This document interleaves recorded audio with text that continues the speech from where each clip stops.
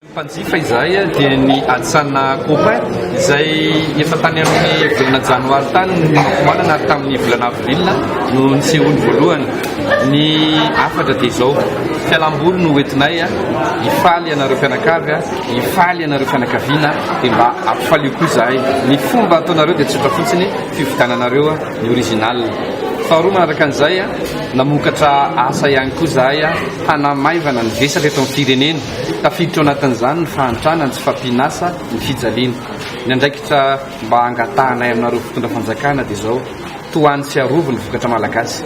Ary izahay artista dia natao hamokatra fa tsy natao hiaro ny vokatray. Kanefa raha sanatria tsy voaharonareo dia miala tsiny fa hidina an-dalambe izahay hiaro ny vokatray. Ny afatra farany ho an'ny ray aman-dreny ny tokantrano, ho an'ny ankizy anatin'ny fialamboly sy ny vakansitsika amin'izao fotoana izao ho anareo rankizy aza manaiky ampianarin'ny dada sy neny sahady hividy osoka ka osoka namahanana antsika. Ary anareo ray aman-dreny raha taizany zanakareo sy ny ankohonanareo dia ny mbola ny tokantrano izy aza zarina mahita halatra fa ny fividiananareo original dia efa mampijoro sahady ny zanakareo ho andro firenena anirina mba ho tsaratsara koa. Ny andraikitry ny fanjakana dia ny miaro amin'ny alalan'ireo sehatra izay napetrany, ohatra ny mpiaro ny zoan'ny mpamokatra ny omda. Engany ianareo tena ho mpiaro ny zoan'ny mpamorona fa tsy ho mpanjono ny zoan'ny mpamorona.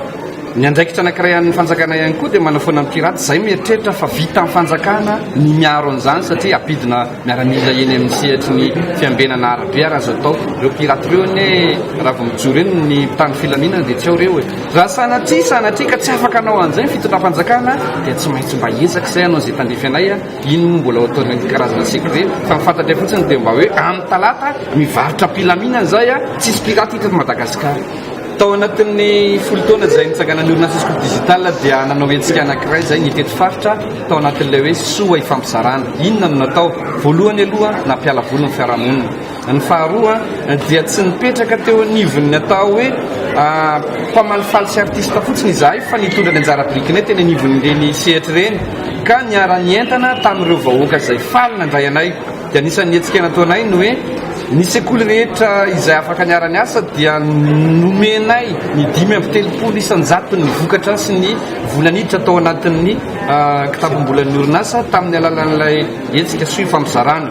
Nomena tapakily izy ireo namidiny ary ny volaniditra dia nafana nandoko sekoly, nafana nanatsara fiarahamonina. Tsy nijanona eo nefa izany folo taona izany fa mbola hitohy.